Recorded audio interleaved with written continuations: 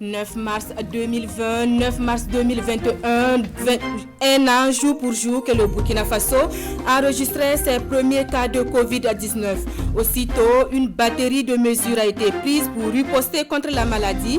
Avec quel résultat? Retour dans ce journal sur l'évolution de la pandémie au Burkina. Et puis aux États-Unis, le procès de George Floyd retardé, un procès sous haute tension est très attendu, car au-delà de Derek Chauvin à l'origine de la mort du noir américain, ce sont les méthodes de la police américaine qui sont mises en cause. Bonjour et merci de nous recevoir chez vous. Carnet d'audience du président du Faso. Pour commencer ce journal, le chef de l'État a reçu ce matin la coalition pour le Sahel. Une délégation allait exposer le chronogramme de la mise en œuvre de la feuille de route issue du dernier sommet du G5 Sahel. Il s'agissait aussi de s'assurer de l'engagement du Burkina pour la réussite de la feuille de route qui nécessite des actions concertées. Le haut représentant de la coalition pour le Sahel s'exprime au micro de Roger Kam et Nyakiteda. Pour ce qui est du Burkina, nous sommes venus prendre, si vous voulez, les instructions du chef de l'État quant au point essentiel relatif à la mise en œuvre donc, de cette feuille de route. Il y a essentiellement l'engagement politique très fort que le président nous a donc confirmé. Il y a le besoin d'une coordination interministérielle d'un comité national qui va gérer plus ou moins donc, cette feuille de route.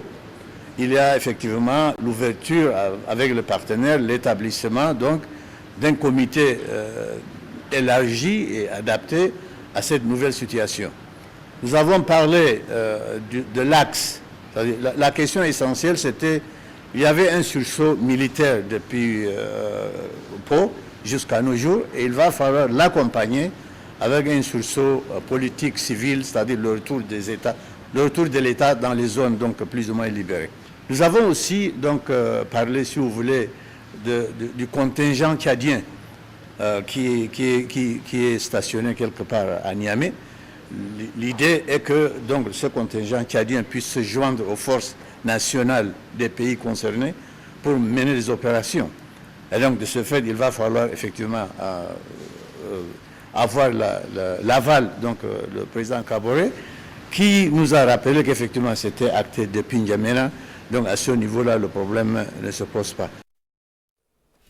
Un an jour pour jour que le Burkina Faso enregistrait ses premiers cas de Covid-19, une batterie de mesures a été aussitôt prise pour indiquer la propagation de la maladie. Malgré tout, plus de 12 000 personnes ont été testées positives avec plus de 140 décès. Si aujourd'hui la tendance est baissière après une période de rebond, la vigilance doit rester de mise selon les autorités sanitaires. L'état des lieux un an après avec Amado Ilboudo et Isia Kanana.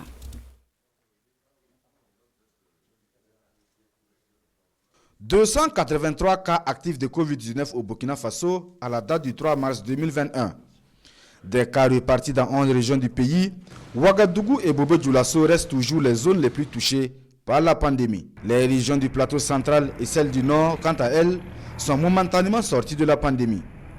Depuis l'apparition de la maladie au Burkina Faso le 9 mars 2020, le pays a enregistré 12 103 cas confirmés, dont 4 541 femmes, 7 562 hommes avec un cumul de guéris de 11 677 personnes. Par ailleurs, 143 décès sont à déplorer, le nombre de cas de décès les plus élevés étant enregistrés dans les deux épicentres Ouagadougou et Bobo-Dioulasso avec respectivement 77 et 49 décès. Le Covid-19 est bien là et après une recrudescence des cas constatée le 29 février dernier, une batterie de mesures a été prise par les autorités sanitaires avec l'appui du gouvernement pour renforcer le dispositif de riposte. Depuis le 27 janvier, il y a eu la prise en compte des tests de diagnostic rapide antigénique qui ont été introduits dans le processus donc, de riposte et il y a eu la réorganisation justement de différents laboratoires qui permettent véritablement en temps réel de faire donc un diagnostic et de rendre le résultat dans un délai de 48 heures maximum. Et il y a eu donc justement donc la disponibilisation de ces tests de diagnostic rapide au niveau de 13 régions du pays donc qui permet aujourd'hui à toutes les régions d'être au même niveau de riposte que les deux épicentres Ouaga et Bobo-Dioulasso. À ces mesures s'ajoute également un engagement communautaire beaucoup plus fort. Il y a eu donc l'engagement des plus hautes autorités coutumières, également des plus hautes autorités religieuses du pays, qui ont donc véritablement pris à bras le corps le processus de sensibilisation, de responsabilisation, pour donner donc un modèle, pour donner des exemples donc d'observance de ces mesures barrières. Également la réadaptation des messages donc de sensibilisation en langue pour permettre donc à celui qui parle Fulfulde ou Dioula ou Moré, etc., qu'il puisse comprendre le message de sensibilisation diffusé par le ministère de la Santé. Une conjugaison des efforts qui a ainsi permis d'amorcer depuis le 2 février dernier une décrue du nombre de cas de contamination. Il ne faudrait donc pas dormir sur ses lauriers, prévient le docteur Charlemagne Kondombo.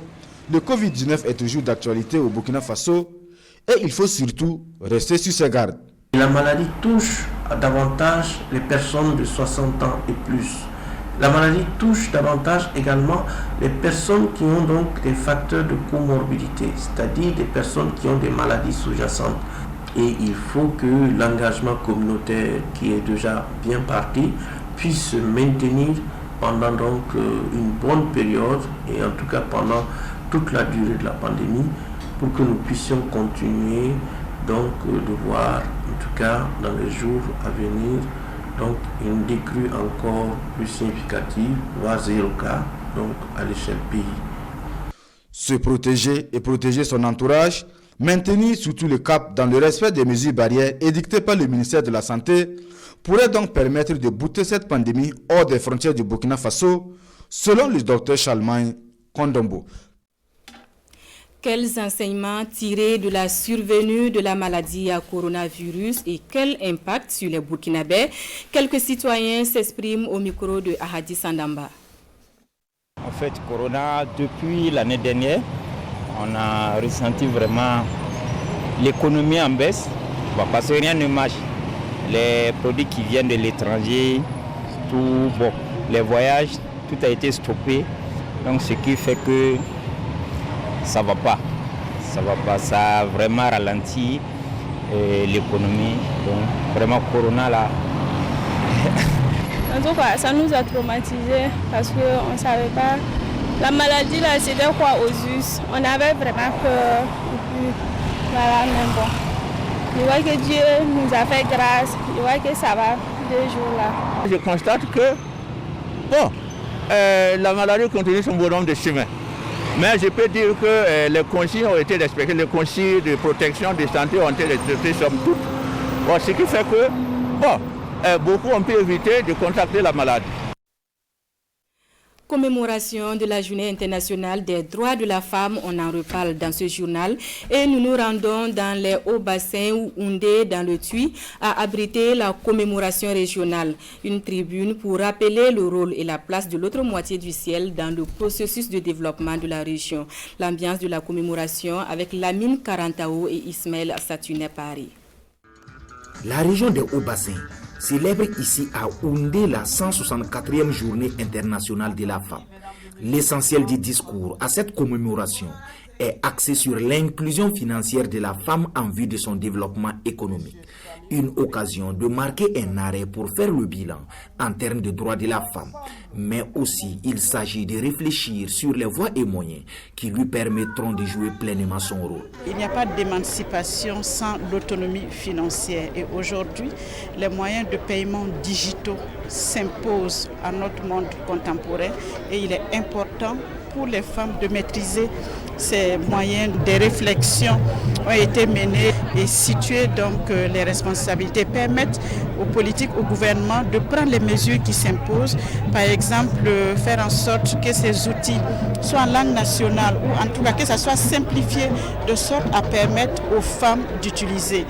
L'autre handicap décelé, c'est que toutes les femmes ne possèdent pas des documents d'identité. Il est important de donner une identité à chaque femme pour qu'elle puisse être autonome et qu'elle puisse s'approprier, donc, par exemple, un téléphone. À cette occasion, les différents intervenants, tous ont signifié la place combien importante de la femme dans le développement socio-économique. Aussi, tous sont unanimes que ces genres de rendez-vous sont le lieu de pousser des réflexions pour l'amélioration de la condition féminine. Il s'agit pour le pays de mettre au centre de ses préoccupations l'épineuse question de l'accès des femmes aux services financiers numériques. Il est crucial que les femmes ne soient pas laissées pour compte dans cette révolution numérique. Et pour cela, des défis restent à relever. La formation des femmes en entrepreneuriat et en éducation financière. La formation des femmes en technique d'utilisation numérique. Après la province d'Itio, ce sera le tour de celle du Oué d'accueillir les festivités du 8 mars 2022 dans la région des Hauts-Bassins. En tout cas, c'est un pari réussi ici à Oundé, selon le gouverneur de la région des Hauts-Bassins, Antoine Atiou, qui n'a pas manqué de le signifier aux autorités du TUI. L'embouche bovine, la maçonnerie, la soudure ou encore la peinture sont les secteurs d'activité où les apprenants du programme d'appui à la formation professionnelle font le stage à pratique. En marge de la 6e session consacrée au bilan trimestriel, le comité de suivi technique et d'orientation du programme s'est rendu dans les centres et entreprises qui accueillent les stagiaires. Sekou Zongou. Une visite terrain pour encourager les jeunes entrepreneurs placés dans les centres et entreprises pour l'application directe de ce qu'ils ont appris théoriquement. La formation de type dual, portée par le programme d'appui à la formation professionnelle et à l'apprentissage, consacre plus de temps de formation des jeunes dans les entreprises. Et ce sont les apprenants des régions des Cascades et du centre-ouest qui expriment déjà leur satisfaction après quelques temps passés dans les entreprises. Après la formation en classe, nous sommes ici pour la pratique. On nous apprend comment nourrir les animaux et comment prendre soin d'eux. Soudure, mécanique, bâtiment, travaux publics, menuiserie métallique, peinture, transformation agroalimentaire, embouche bovine et ovine, bref, ce sont environ une quarantaine de métiers qui sont visés par la formation de type dual, un dispositif de développement des compétences techniques et professionnelles qui rassure le comité technique de suivi et d'orientation du PAFPA et ses partenaires. Ce que nous avons vu sur le terrain est réconfortant. Nous avons vu des jeunes très motivés pour se faire former dans des conditions parfois très difficiles, mais la motivation aidant, ils sont là et nous pensons que les résultats vont être bientôt au rendez-vous. On voit également des formateurs très engagés, des experts donc, qui les conseillent, qui les guident dans leur apprentissage. Et là, je pense que c'est la recette d'un résultat très prometteur. La mobilisation des jeunes et l'engagement des entreprises formatrices augurent un lendemain meilleur dans le domaine de la qualification des jeunes et aussi du programme d'appui à la formation professionnelle et à l'apprentissage de type dual qui se félicite des résultats obtenus. Rendons-nous dans la cité du Cavalier Rouge où il y avait de quoi raviver vos papilles durant tout le long week-end, en tout cas pour les amateurs de viande sauvage. Tradition respectée donc pour la restauratrice Joséphine Yameogo qui organise depuis quelques années les 48 heures de la viande sauvage. La présente édition se voulait sobre au regard du contexte sécuritaire qui impacte les activités de chasse. Kwalen Nebié et Vincent Kendrebeogo de retour de Koudougou. Des phacochères et autres animaux et oiseaux sauvages, objets de curiosité. Une exposition modeste, mais qui suscite de l'intérêt, et c'est ainsi que se lancent les 48 heures de la viande sauvage de Koudougou. L'événement se perpétue depuis quelques années à l'initiative de Joséphine Assita-Yameogo, une restauratrice spécialisée dans la viande sauvage à Koudougou. Et c'est le maire de la ville qui donne le coup d'envoi du marché à viande sauvage. Elle tient chaque année à organiser les 48 heures de la viande sauvage pour montrer ce que nos forêts regorgent en termes de viande sauvage. Donc je voudrais vraiment l'encourager, la féliciter pour cette belle initiative parce qu'elle permet aux citadins qui n'ont pas forcément connaissance des espèces dont regorgent nos forêts de découvrir un tant soit peu la viande sauvage ici à Koudougou. Ces animaux viennent de zones forestières voisines ou lointaines. Mais la jubessière de Dame Yameogo est seulement à moitié pleine à cause de l'insécurité qui plombe l'activité de la chasse. Cette année, on n'a pas beaucoup de gibier. Jusqu'à hier, j'attendais un buffle, mais en vain. À cause de l'insécurité, les chasseurs ne peuvent plus aller en forêt profonde. Pendant les 2 jours et bien plus, ce lieu est le point de ralliement des amateurs de la viande sauvage.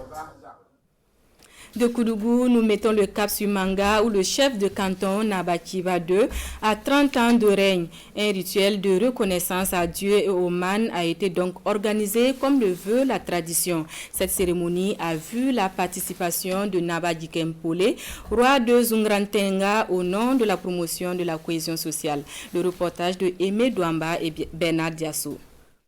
Cela fait 30 ans que Nabakiba II est sur le trône du canton de Manga. Un anniversaire célébré aujourd'hui sous le signe de la reconnaissance à Dieu et aux mains des ancêtres pour la protection dont le chef et le canton a bénéficié. À cet anniversaire, le Dima du Zungrantenga, Nabadji Kempole, a tenu à faire le déplacement. Un événement dans l'événement. Et comme le veut la tradition, c'est un accueil digne de son rang qui lui a été réservé.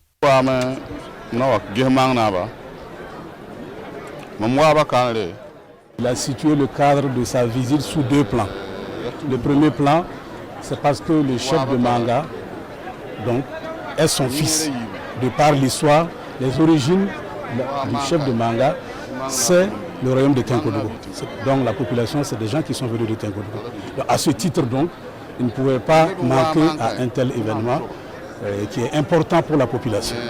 Le second élément, le roi a relevé que c'est aussi le fait qu'il peut dire que c'est sa population. Parce qu'il n'y a pas de frontières, c'est peut-être l'administration qui est venue mettre des frontières, le colon qui a mis des frontières entre les peuples, sinon qu'il n'y a pas de différence. Il peut considérer le peuple de Manga comme son peuple, c'est même son peuple. Et à ce titre, il ne peut pas avoir une telle cérémonie sans venir. Dans la tradition Mouaga, après 30 ans de règne, le Naba célèbre la Bika. Cette cérémonie culturelle, traditionnelle et coutumière est aussi un cadre de renouvellement de vœux aux chefs et réunit différentes couches sociales. C'est l'occasion pour moi de lui souhaiter ce qu'on appelle un joyeux Bika et de souhaiter à Dieu qu'il en donne encore plusieurs pour qu'il puisse continuer donc à exercer la charge que Dieu lui a confiée. Et nous sommes venus donc lui témoigner toute notre solidarité et toute notre admiration. Donc c'est de lui souhaiter beaucoup de courage pour encore porter ce bonnet, porter en tout cas cette charge au bonheur donc des populations de Manga. L'événement nous donne des signes d'espoir que la paix, la tolérance, la cohésion sociale va s'animer au Burkina Faso. 30 ans de règne, mais c'est aussi des messages de paix, de cohésion sociale, de vivre ensemble et de réconciliation qui ont été prêchés. Initialement prévu pour hier lundi, le procès de George Floyd est reporté. Un procès sous haute attention est très attendu car au-delà de Derek Chauvin à l'origine de la mort du noir américain, ce sont les méthodes de la police américaine qui sont mises en cause. C'est un procès sous tension qui devait commencer à Minneapolis, celui de l'ex-policier Derek Chauvin accusé du meurtre de George Floyd. 2000 gardes nationaux et plus d'1 millier de policiers sont mobilisés pour contenir d'éventuels débordements des manifestations Black Lives Matter. Lundi, les manifestants étaient près d'1 millier à marcher vers le palais de justice et comptent bien recommencer jusqu'à la fin du procès, même si cela va durer. La sélection du jury a déjà été retardée pour cause d'incertitudes sur les charges pesant sur l'accusé, ce qui les inquiète. Nous avions le sentiment que cela pouvait être retardé. Nous espérons et nous prions pour qu'ils aillent de l'avant. Nous avons découvert qu'ils essayaient de faire pression pour faire passer l'accusation de meurtre au 3e degré. Mais c'est trop peu. Nous voulons le maximum. Il devrait définitivement être condamné pour assassinat, que cela relève du meurtre au 2e degré ou du 1er degré. Plus il passera de temps en prison, mieux ce sera. L'ex-officier Derek Chauvin est déjà accusé de meurtre au 2e degré et d'homicide volontaire. La peine maximale qu'il encourt est de 40 ans. Mais le meurtre au 3e degré, qui se rapproche de l'homicide involontaire au Minnesota, est plus facile à prouver et pourrait encore être retenu. C'est là-dessus que pèse l'incertitude pour la suite du procès. La sélection d'un jury impartial, un véritable casse-tête dans cette affaire, devrait reprendre ce mardi, sauf ordonnance de la Cour d'appel. Retour au Burkina pour un coup d'œil sur les quotidiens dans leur parution du jour. Un sujet est commun à tous les journaux, la commémoration de la Journée internationale des droits de la femme. La revue de presse de Sekou Zongo. 8 mars 2021 au Burkina, l'inclusion financière de la femme par le numérique, c'est le titre repris en boucle par les parutions du jour. L'esprit de la commémoration de la Journée internationale des droits des femmes a mené les femmes à s'affirmer financièrement afin de développer le leadership féminin, explique aujourd'hui Faso dans ses colonnes. Ainsi, il faut inciter les femmes à utiliser les services financiers numériques pour répondre aux exigences du contexte sécuritaire et sanitaire, ajoute le journal. Et déjà, des acquis sont à mettre à l'actif du gouvernement, précise Laurence Ilboudo, ministre en charge de la femme, dans l'Observateur Palga. Parmi les acquis, le cash transfert à 25 730 vendeuses de fruits et légumes, l'assistance en vivres et en matériel de suivi de plus de 1 900 000 victimes de catastrophes et de crises humanitaires, l'octroi de 5 milliards de francs CFA de crédit à 2399 femmes des marchés, une longue liste dressée dans les colonnes de l'Observateur Palga. Pour la patronne de la célébration officielle du 8 mars 2021, Sika Kabore, les technologies de l'information et de la communication constituent le principal moteur dans l'atteinte des objectifs de développement de l'entreprise, conviction relayée par Sidouaya. Mais la commémoration de la 164e journée internationale des droits des femmes n'a pas occulté le monde rural. L'image est bien expressive. Balassa Kandé à Bakpara, dans le sud-ouest, avec des femmes. Et c'est un reportage diffusé à la télévision nationale vendredi dernier qui a suscité le déplacement du chef du Parlement burkinabé dans la commune rurale de Nakou. Un déplacement, dit-il, pour communier avec les femmes et leur apporter compassion et solidarité face à la situation difficile d'accès à l'eau potable. Information relayée par le journal de tous les Burkinabés. Et au nom de la représentation nationale, Alassane Balassa Kandé promet 3 forages, dont un financé par un partenaire. Toujours à ce sujet, l'Express du Faso affiche à sa une Balassa Kandé et le 8 mars avec cette photo qui fait désormais le tour des plateformes numériques. On s'arrête là pour les actualités de la mi-journée sur la télévision du Burkina. Merci à vous qui nous avez suivis. Nos confrères s'installent dans quelques instants pour l'actualité en langue nationale. À demain.